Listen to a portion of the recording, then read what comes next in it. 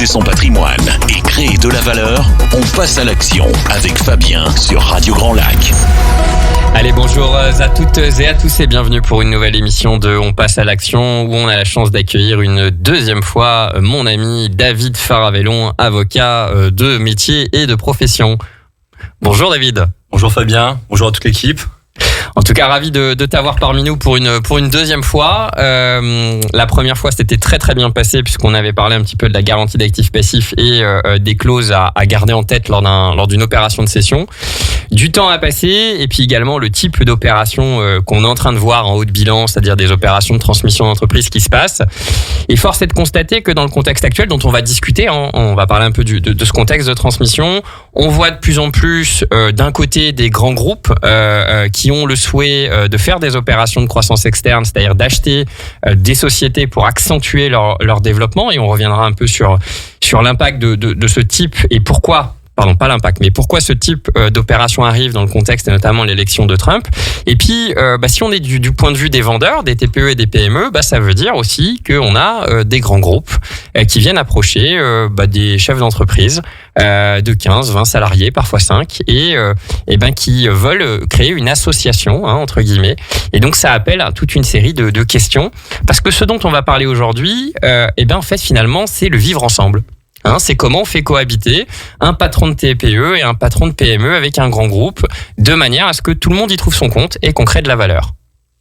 Alors David, on va commencer un peu par le contexte, parce que quand on a échangé ensemble, on échange régulièrement, tu m'as dit j'ai envie de parler des pactes d'associés, parce qu'il y a un contexte particulier aujourd'hui dans la transmission d'entreprise. Alors est-ce que tu peux en dire plus à nos auditrices et auditeurs ? C'est exactement ça, on a vraiment un paradigme qui a évolué. Un paradigme qui a évolué, qui est marqué par l'incertitude. On évolue actuellement dans un climat des affaires qui est fragilisé. Clairement. Pour plusieurs facteurs. Le premier, très clairement, c'est la situation budgétaire de la France.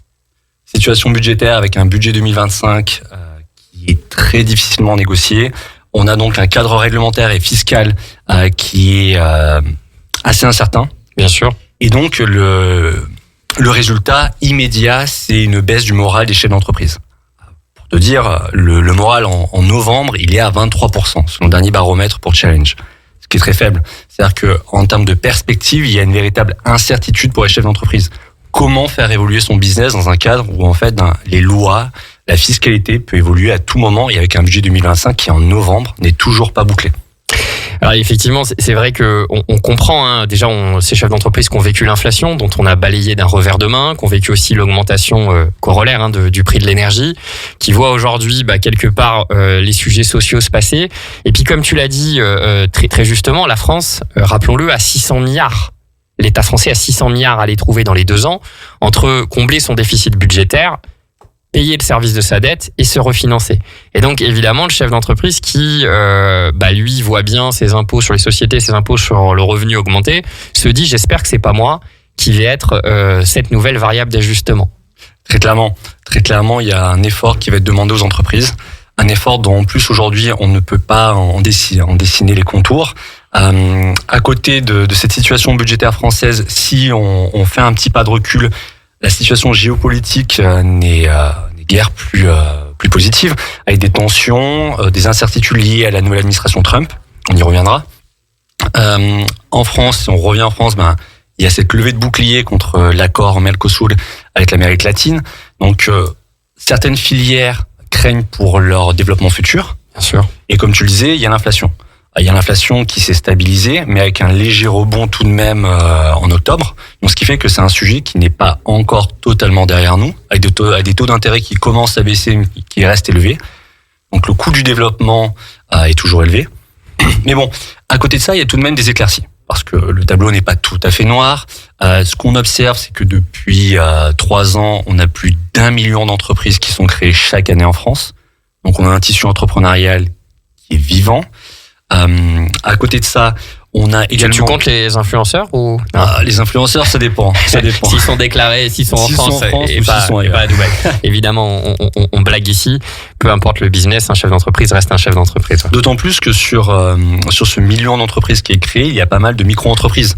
C'est-à-dire qu'en fait, une entreprise, elle évolue à travers son évolution, et donc parfois on commence tout seul, on commence à plusieurs, et ça évolue. Autre information aussi qui est une belle éclaircie, c'est qu'il y a certains secteurs qui tirent leur épingle du jeu, notamment l'industrie.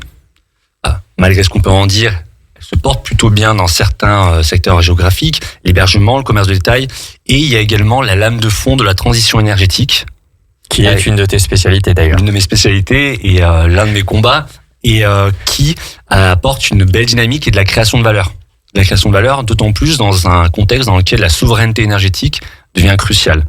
Ce qui fait que on a une inquiétude collective, mais une confiance individuelle qui pousse à créer de la valeur et à garder cette volonté entrepreneuriale qui tout de même fait la fierté de la France.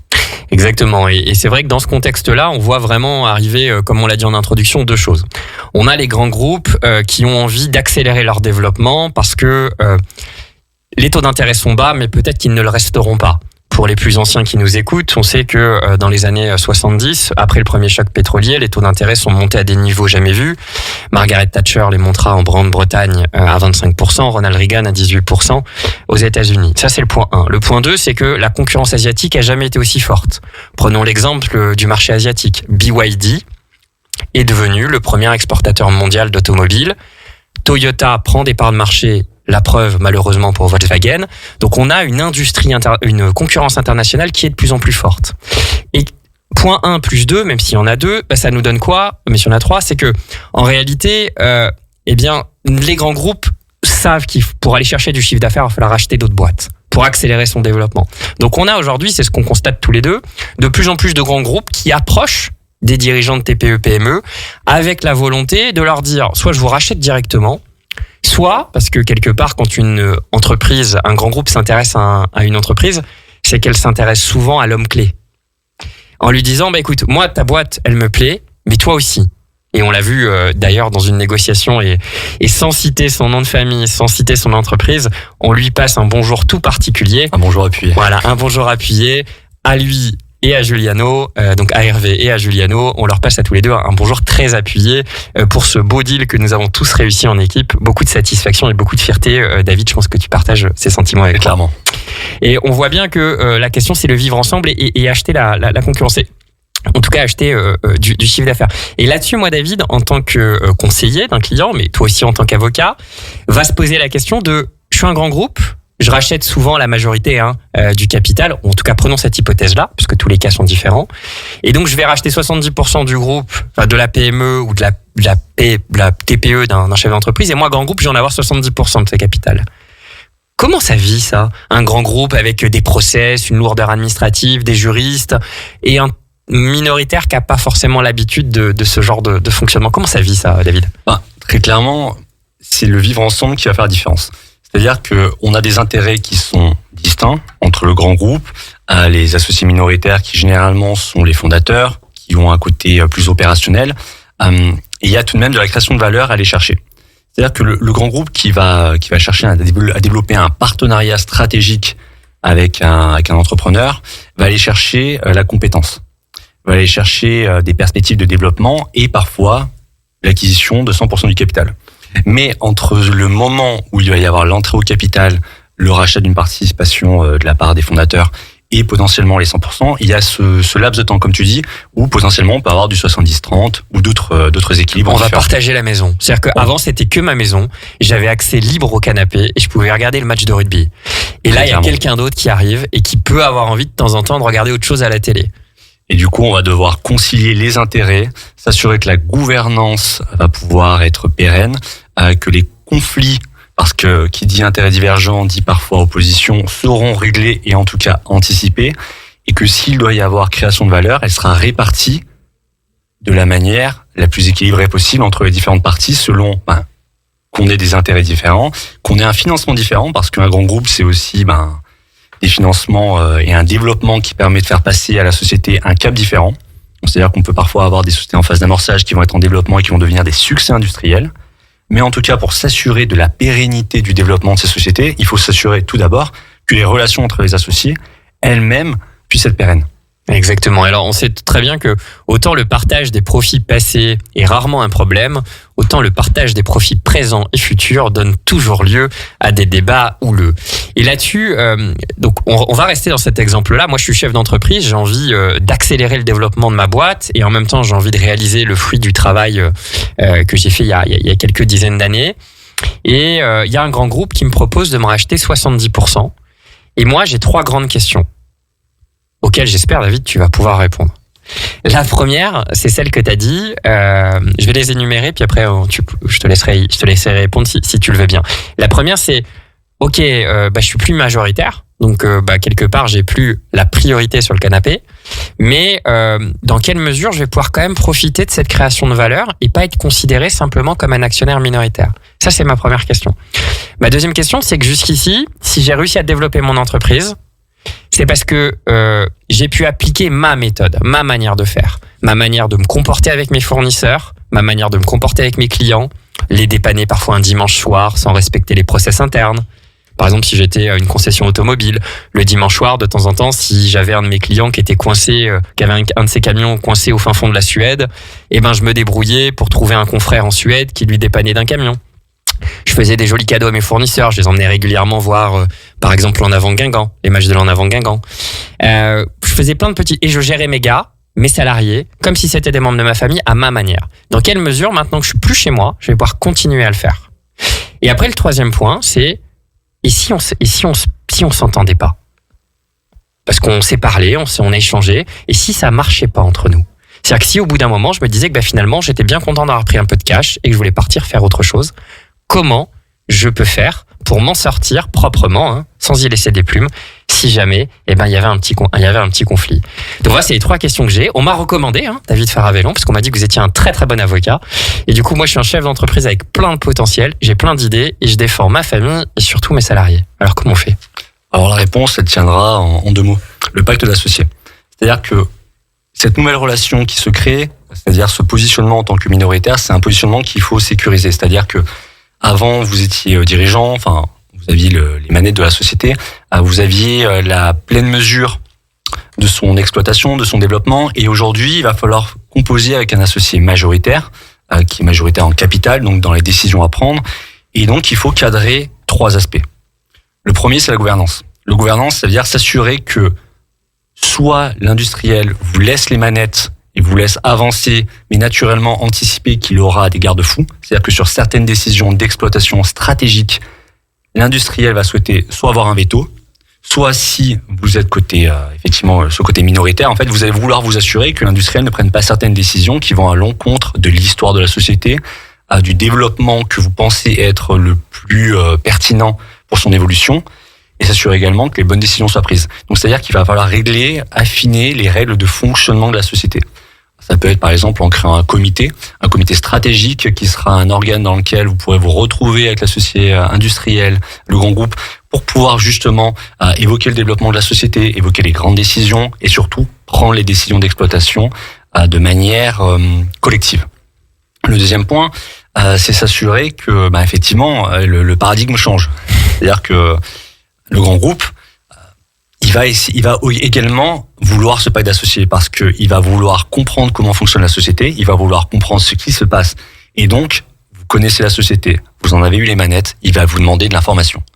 Il va vous demander de lui faire des reportings, de lui dire, voilà, chaque mois, voici les perspectives, voilà les chiffres, voilà la situation sociale.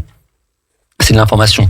Parce que lorsqu'on est investisseur et qu'on investit dans une société, on investit dans de la valeur, dans des hommes, mais on investit également dans une perspective. Et donc, pour que cette perspective puisse être pérenne, on veut s'assurer qu'on puisse avoir le bon niveau de données, le bon niveau d'information. Et donc, il y a cette information. Ensuite, le dernier point, c'est imaginons, je suis minoritaire, je veux pouvoir sortir. Donc, c'est-à-dire qu'il va falloir se ménager des portes de sortie. Parce que côté investisseur... Alors, je veux sortir, et tu l'as bien compris, David, je veux sortir, mais dans de bonnes conditions. Et je ne veux pas, par exemple, que je sorte à des conditions qui étaient celles d'il y a 3 ou 4 ans quand je suis rentré. Et je veux donc que la valeur que j'ai créée, si j'en ai créé, bien sûr, que j'en ai créée, puisse m'en bénéficier au moins en partie quand je sors. Très clairement.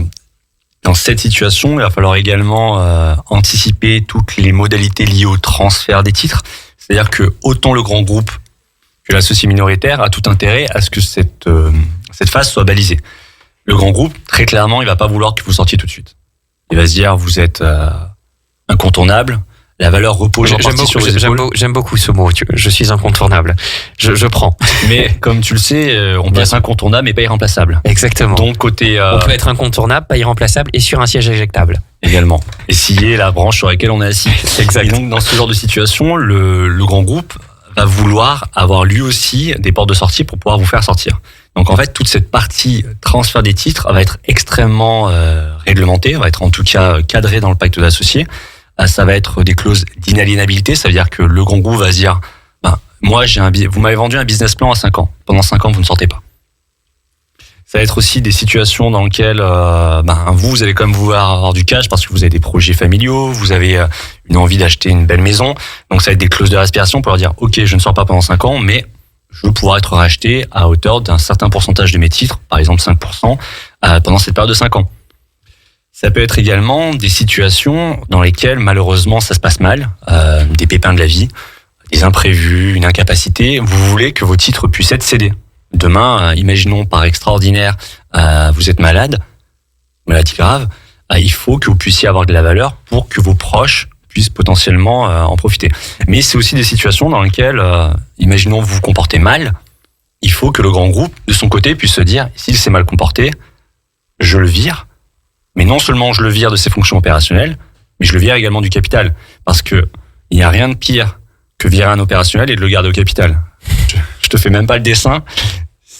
Ça s'appelle le passager clandestin à laquelle le gouvernement français est parfois peut-être habitué. En tout cas, c'est une situation particulière qu'il faut réglementer. Et donc, c'est tout l'intérêt de ce pacte d'associés, c'est d'avoir vraiment une feuille de route claire et précise, flexible, parce qu'il faut quand même que ça évolue avec l'évolution de la société et qu'il puisse maximiser les bons jours. C'est-à-dire se dire que la feuille de route est claire, on prend les bonnes décisions comme les mauvais jours. Il y a un conflit, on peut directement y faire face. Donc là, on voit bien qu'en fait, finalement, moi, quand je vais ouvrir mon capital, le gain... Frédéric Bastiat disait en économie, donc un des plus grands économistes français, qui a conseillé Ronald Reagan pendant le premier choc pétrolier, un gars du sud-ouest, des Landes, qui disait en économie, il y a ce qui se voit et ce qui ne se voit pas, et ben en droit également, puisque ce qui se voit quand j'ouvre mon capital, c'est que je vais récupérer une somme et que potentiellement je peux avoir le soutien d'un grand groupe. En revanche, ce grand groupe va volontairement, et c'est normal, défendre ses intérêts dans le pacte d'associés, et c'est à moi, avec les bons conseils, avec un bon banquier privé, avec un bon avocat, avec mon expert comptable, et bien également d'écrire des situations qui vont défendre mes intérêts. Et on y revient plus en détail avec David Faravelon sur ces éléments-là, juste après une petite pause musicale. La radio locale, pour vous, c'est Radio Grand Lac. Les clés pour valoriser son patrimoine et créer de la valeur, on passe à l'action avec Fabien sur Radio Grand Lac. Allez, de retour sur Radio Grand Lac avec mon ami David Faravelon, avocat de son état et qui est en train de me conseiller puisque j'ai été approché par un fonds d'investissement qui souhaite soutenir le développement de mon entreprise et racheter 70% de mes parts pour me permettre de partir à la conquête de l'Asie du Sud-Est. Puisque, rappelez-vous, on en avait parlé pour les investissements financiers, je prends Hong Kong, je mets mon pouce dessus, je fais 2000 km² autour d'Hong Kong et j'ai 50% du PIB mondial, c'est-à-dire 50% du chiffre d'affaires de toutes les sociétés du monde qui se déroulent ici, dans cette zone. Alors du coup, David, tu m'as séduit en tant que fonds d'investissement. En tout cas, le fonds d'investissement m'a séduit, toi en tant qu'avocat, mais le fonds d'investissement, évidemment. Mais le fonds d'investissement m'a séduit parce que en reprenant 70% du capital, il va injecter des investissements.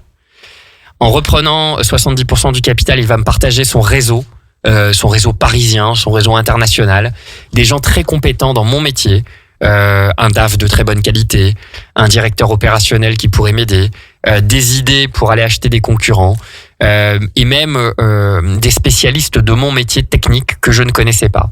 Alors moi, je suis émoustillé, excité, impatient de pouvoir commencer cette collaboration. Mais je prends ce fameux pas de recul dont tu nous as parlé tout à l'heure et je me dis mais ok, avant je pouvais faire ce que je voulais dans ma boîte. Est-ce que je vais pouvoir placer, reproduire ma méthode, ma manière de voir des choses, ma manière de manager et utiliser au meilleur leur réseau? Parce qu'en fait, je suis plus le patron chez moi. Ou en tout cas, sur le papier, ils ont le pouvoir d'avoir plus de décisions que moi. Alors, comment je fais pour pouvoir continuer à poser ma patte sur le développement de l'entreprise et à utiliser à ma manière les ressources qui me sont données pour créer de la valeur? Parce que moi, j'ai que des bonnes intentions. Je sais que si j'utilise ma manière, si j'utilise l'argent du fonds comme je veux, si j'utilise leurs experts, je pense que je vais cartonner. Mais je veux être sûr que je vais pouvoir le faire comme je veux. Alors, formellement, dans ce pacte d'associés, comme dans les statuts, comment je peux faire et quelles sont les clauses qu'il faut que j'écrive pour formellement avoir ces éléments de confiance?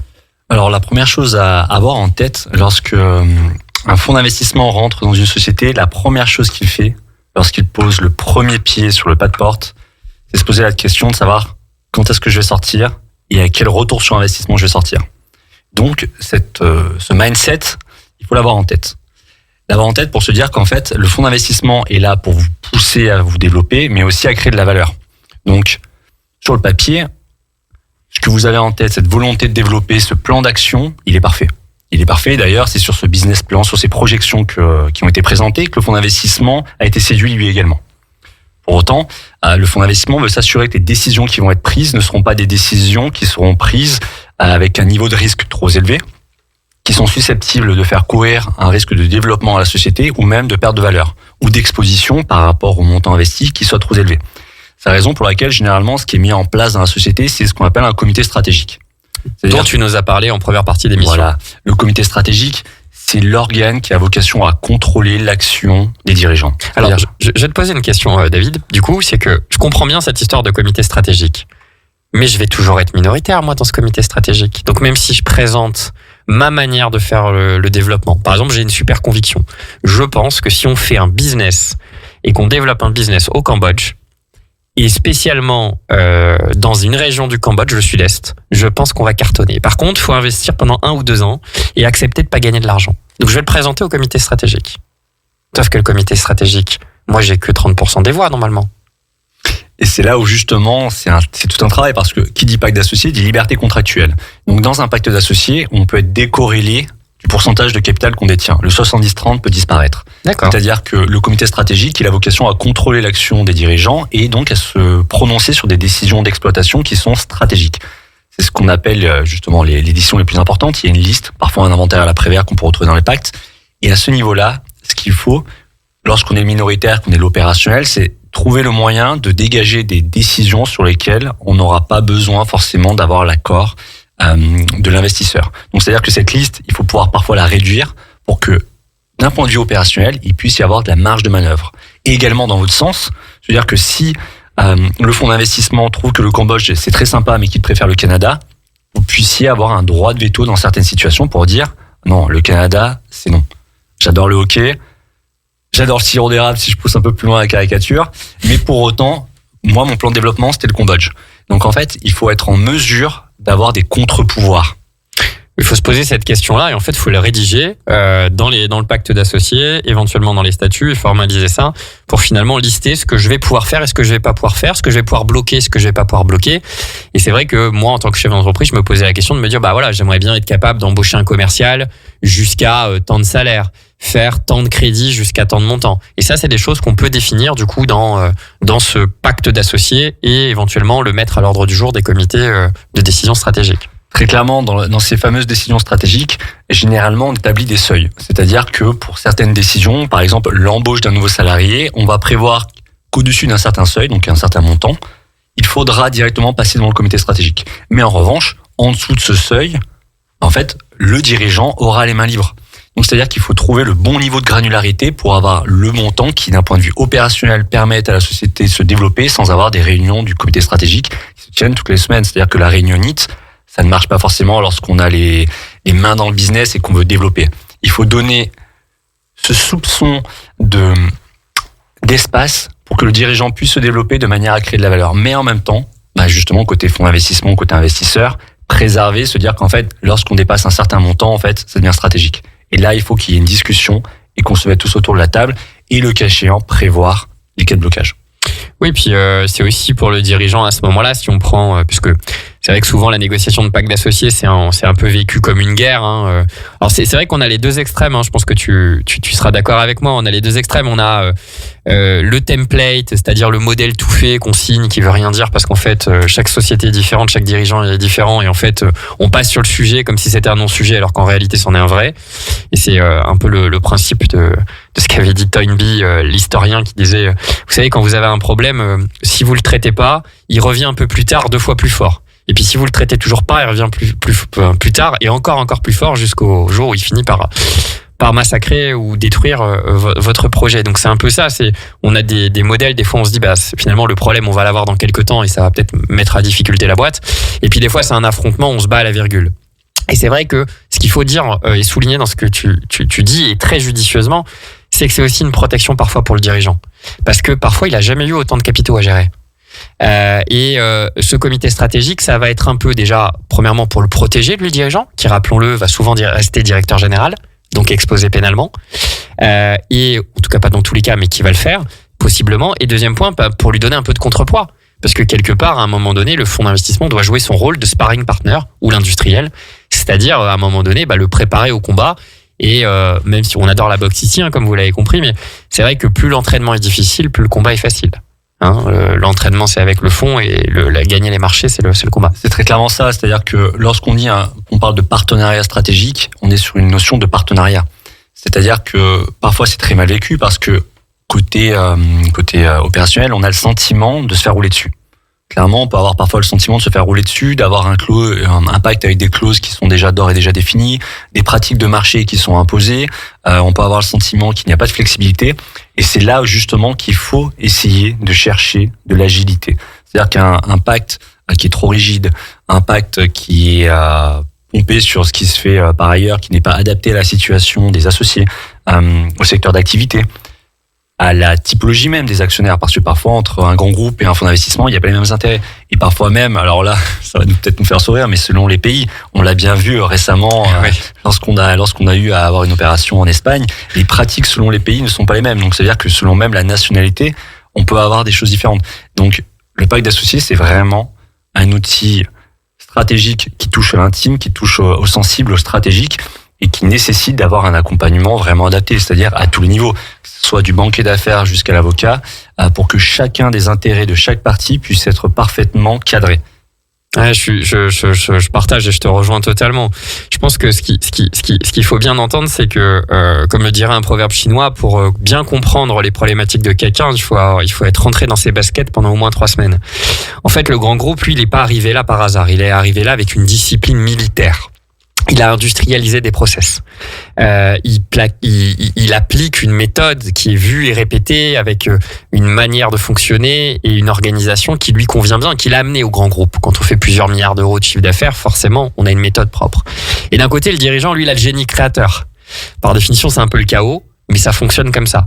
Et donc, il faut réussir à combiner et prendre le meilleur de chaque chose. C'est-à-dire, d'un côté, peut-être les process qui peuvent manquer pour un dirigeant, chef d'entreprise, dans sa TPE, PME, parce qu'il n'a pas les gars, parce qu'il n'avait jamais la taille. Et d'un autre côté, laisser un peu de flexibilité au grand groupe, permettre au grand groupe, que le grand groupe donne de la flexibilité à chef d'entreprise pour pas qu'il bride le talent. Parce que si jamais ce talent est bridé, David, il peut y avoir conflit. Et c'est aussi un point qui est important, comme dirait un grand philosophe français, Johnny Hallyday, il faut soigner son entrée, il faut soigner sa sortie. Moi je me pose la question, je me dis, on commence notre activité, tout se passe bien, mais à un moment donné, j'ai envie de sortir, parce que ça matche pas parce que ça fonctionne plus avec le fond, parce que ça va pas avec la stratégie, parce que pour des raisons personnelles, j'ai envie de faire tapis, c'est-à-dire de prendre ce que j'ai investi. Qu'est-ce qu'il faut faire dans un pacte d'associés et qu'est-ce qu'il faut rédiger pour justement être capable d'anticiper ces points-là de conflit, de tension? Alors la première chose à savoir, c'est que lorsqu'un fonds d'investissement ou en tout cas un investisseur entre au capital, comme je le disais tout à l'heure, en fait, il va pas vouloir que vous partiez tout de suite. C'est-à-dire qu'il va essayer sur la durée du business plan, des projections, de vous garder au capital. Ça va être l'intérêt de la clause d'inaliénabilité. Le fonds d'investissement va également penser à sa propre liquidité. C'est-à-dire qu'en fait, il va se préparer, se dire qu'en fait, dans certaines situations, s'il y a une bonne offre qui se présente, il peut la prendre et il peut vous forcer à sortir avec lui. C'est ce qu'on appelle les clauses de sortie forcée, les drag along. Il y a d'autres situations dans lesquelles il va vouloir s'assurer que si vous faites un peu de liquidité, il peut en profiter avec vous. C'est avec les clauses de sortie conjointe. Et pour vous, côté minoritaire qui vient de sortir, en fait, il va falloir trouver des situations, cranter une date à partir de laquelle vous pouvez demander à être racheté. Utiliser des systèmes de promesses en prévoyant que dans certaines situations, vous pouvez sortir généralement à la valeur de marché pour ne pas perdre et justement emmagasiner cette création de valeur. Mais pour être tout à fait transparent, c'est très compliqué parce que le fonds d'investissement, sauf à avoir une autre personne sous la main qui puisse apporter autant que vous, va généralement freiner les cas de fer. Et là, on arrive dans des situations de blocage. Des situations de blocage qui, pour autant, il faut trouver une solution. Et c'est là où on arrive dans des mécanismes qui sont ce qu'on appelle les good bad lever. Le mécanisme assez incontournable dans les packs d'associés, c'est-à-dire des mécanismes de sortie selon les situations. Par exemple, si c'est la retraite, si c'est la maladie ou des situations parfois qui sont considérées comme des bonnes sorties. Et là, c'est vraiment une négociation au point par point. Et d'autres situations où, malheureusement, le fonds d'investissement va considérer que si vous êtes impatient et que vous partez du jour au lendemain, en fait, il vous rachètera avec une valeur décotée. C'est-à-dire qu'en fait, il y aura de la valeur qui aura été créée, il y aura un vivre ensemble qui aura malheureusement été brisé, et vous allez perdre de la valeur. Donc, c'est-à-dire que la sortie, c'est vraiment une discussion très délicate et qui, en toute transparence, côté investisseur, parfois on voit des signaux qui peuvent être considérés comme étant pas très positifs. Alors, déjà merci pour cet échange, David, qui se termine. Je pense que ce qu'il faut bien comprendre aujourd'hui, et je reprends encore une phrase que j'ai dit à la dernière émission, qui est une phrase de Jean-Paul II, l'un des meilleurs papes catholiques de l'Église, enfin l'un des meilleurs papes de l'Église catholique, c'est « N'ayez pas peur ». Et donc n'ayez pas peur. C'est-à-dire qu'aujourd'hui, c'est une vraie opportunité d'avoir des fonds d'investissement, des industriels qui veulent se regrouper, qui veulent accompagner votre développement, qui veulent vous permettre de sécuriser une partie de votre patrimoine, qui, comme on l'a vu dans les dernières réunions, est aujourd'hui en euros et qui pourrait être dans d'autres devises. C'est aussi une opportunité unique d'accélérer votre développement. Donc faut pas balayer d'un revers de main cette opportunité-là, mais il faut avoir conscience que pour arriver à quelque chose qui vous conviendra, eh bien, il faut être accompagné d'un avocat, enfin, du meilleur, de David Faravelon. C'était David Faravelon et Fabien Giroux en direct de Radio Grand Lac sur la question du pacte d'associés et la stratégie. Et on vous dit à bientôt. Et le mot de la fin, dominons un jour, dominons toujours. À très vite sur Radio Grand Lac. Au revoir. Radio Grand Lac.